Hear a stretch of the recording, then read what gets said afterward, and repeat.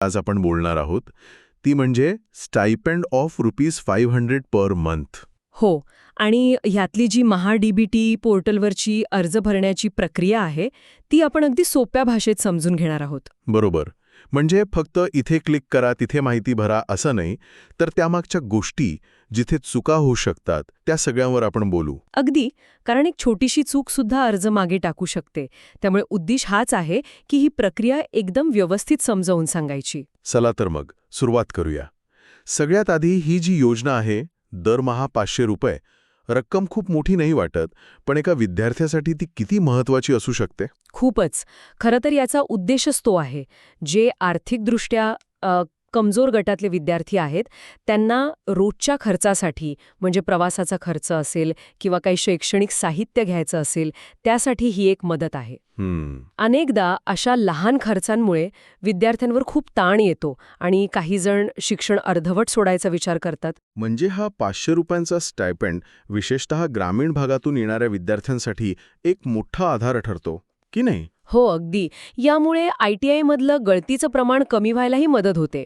म्हणजे ही फक्त आर्थिक मदत नाही, तर शिक्षण पूर्ण करण्यासाठी एक प्रकारचं प्रोत्साहन आहे. बरोबर. आणि हे प्रोत्साहन मिळवण्यासाठी पहिली आणि सगळ्यात महत्त्वाची पायरी म्हणजे कागदपत्रांची तयारी. इथेच अर्धी लढाई जिंकता किंवा हरता येते, हो ना? तुम्ही अगदी अचूक शब्दात मांडलंय. तयारी म्हणजे अर्धे काम पूर्णच.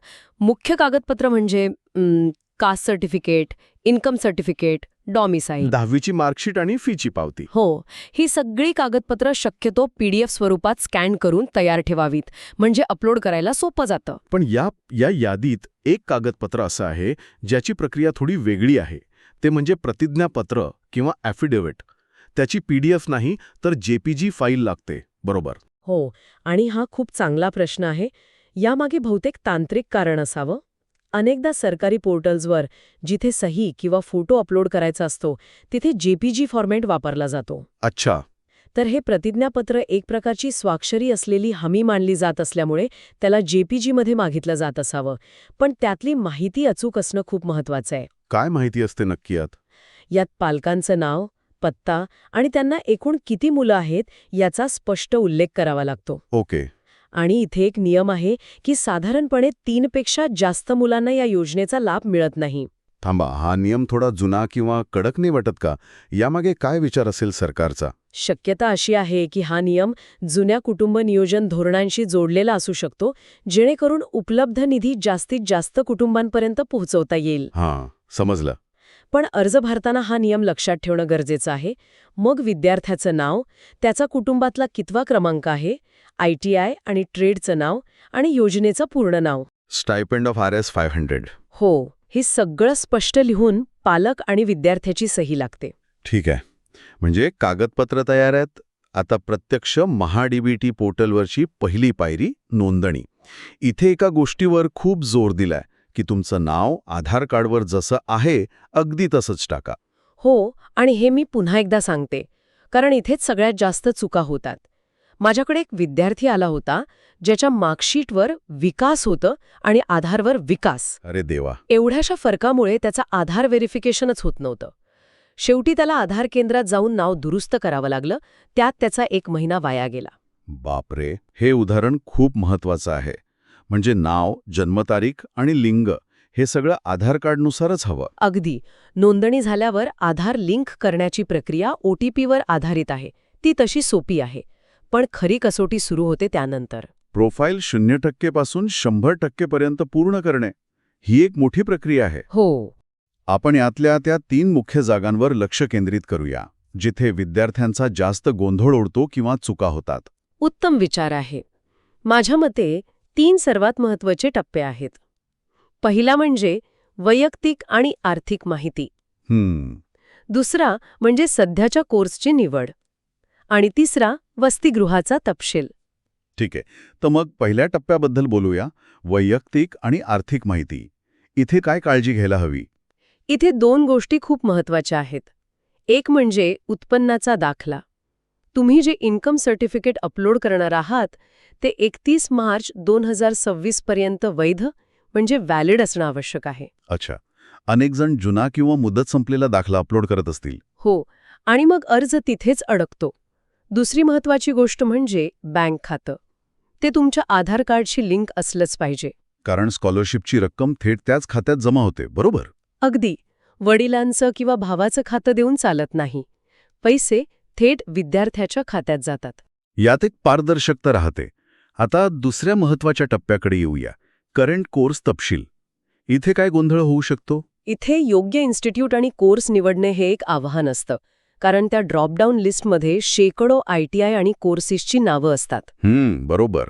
उदाहरणार्थ मुंबईतच कितीतरी सरकारी ITI आहेत.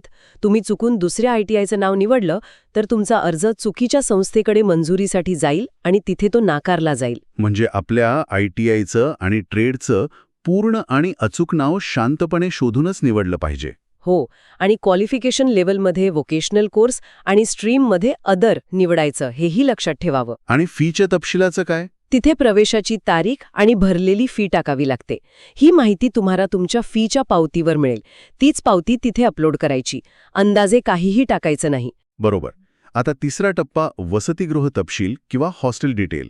जे घरून ये जा करतात त्यांच्यासाठी डे स्कॉलर हा सोपा पर्याय आहे. पण जे हॉस्टेलमध्ये राहतात त्यांच्यासाठी जे विद्यार्थी हॉस्टेलमध्ये किंवा भाड्याने राहतात त्यांना तिथला पत्ता, वार्षिक शुल्क आणि संबंधित कागदपत्र जसं की हॉस्टेलच्या अधीक्षकांचं पत्र किंवा भाडे करार अपलोड करावं लागतं. ओके. अनेकदा विद्यार्थी इथे डे स्कॉलर निवडून मोकळे होतात, पण त्यामुळे त्यांना हॉस्टेलशी संबंधित इतर योजनांचा लाभ मिळत नाही. त्यामुळे ही माहिती खरी आणि अचूक भरणं त्यांच्याच फायद्याचं आहे. छान. म्हणजे तयारी झाली, नोंदणी झाली आणि प्रोफाईलसुद्धा 100% पूर्ण झाली. आता आपण अंतिम टप्प्यात पोहोचलो आहोत, प्रत्यक्ष योजनेसाठी अर्ज करणे. हो, प्रोफाईल पूर्ण झाल्यावर ऑल स्कीम्समध्ये जाऊन स्टायपेंड ऑफ ₹50 पर मंथ ही योजना निवडायची. इथून पुढची प्रक्रिया सोपी आहे का? बऱ्याच अंशी. तुम्हाला काही प्रश्नांची नाहीमध्ये उत्तरं द्यायची आहेत, जसे की तुम्हाला ITI मधून काढून टाकलं आहे का आणि सुरुवातीला तयार केलेलं प्रतिज्ञापत्र इथे अपलोड करायचं आहे. पण इथे एक शेवटचा आणि सर्वात महत्वाचा अडथळा आहे, जिथे 90% विद्यार्थी अनभिज्ञ असतात. अजून एक? तो कोणता? तो म्हणजे बजेट हेड निवडणे. हा, बजेट हेड शब्द ऐकलाय, पण याचा अर्थ काय आहे नक्की? हे इतकं महत्वाचं का आहे? हा खूप महत्वाचा प्रश्न आहे. सोप्या भाषेत सांगायचं तर बजेट हेड म्हणजे सरकारच्या तिजोरीतील एका विशिष्ट निधीचा कोड नंबर. प्रत्येक योजनेसाठी आणि प्रत्येक संस्थेसाठी हा कोड वेगळा असतो. अच्छा, म्हणजे हे तुमच्या अर्जासाठीचा एक प्रकारे फायनान्शियल रूटिंग ॲड्रेस आहे. अगदी बरोबर.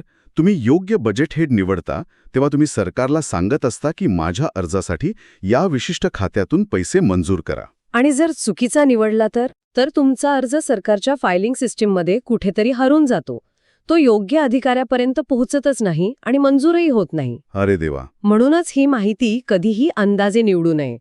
आपल्या ITIच्या लिपिकाला म्हणजे क्लर्कला विचारूनच अचूक कोड निवडावा. ही एक छोटीशी गोष्ट तुमचा अर्ज मंजूर किंवा नामंजूर करू शकते. ही माहिती खूपच मोलाची आहे. म्हणजे बजेट हेड हा या सगळ्या प्रक्रियेचा पासवर्ड आहे असं म्हणायला हरकत नाही. हो, म्हणू शकता. आता अर्ज अंतिमरित्या सबमिट करण्यापूर्वी काही शेवटचा सल्ला? हो, नक्कीच.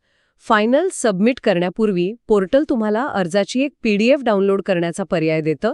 ती नक्की डाउनलोड करा. ओके. त्याची प्रिंट काढून एकदा शांतपणे वाचा. तुम्ही अपलोड केलेली सगळी कागदपत्र स्पष्ट दिसत आहेत का, वाचता येत आहेत का, हे तपासा. शक्य असेल तर आपल्या शिक्षकांना किंवा एखाद्या जाणकार मित्राला दाखवा. म्हणजे क्रॉस चेक करून घ्यावा. हो. दुसऱ्या व्यक्तीला कदाचित अशीच चूक दिसेल जी तुमच्या नजरेतून सुटली असेल. एकदा तुमची पूर्ण खात्री झाली की मगच सबमिट बटन दाबा. अप्रतिम. तर या संपूर्ण चर्चेचं सार असं आहे की ही प्रक्रिया फक्त फॉर्म भरण्याची नाही, तर ती पद्धतशीरपणे पूर्ण करण्याची गोष्ट आहे. योग्य कागदपत्र, माहिती भरताना बारकाईने लक्ष देणं आणि बजेट हेडसारख्या तांत्रिक गोष्टींची खात्री करणं हेच यशाचं गमक आहे.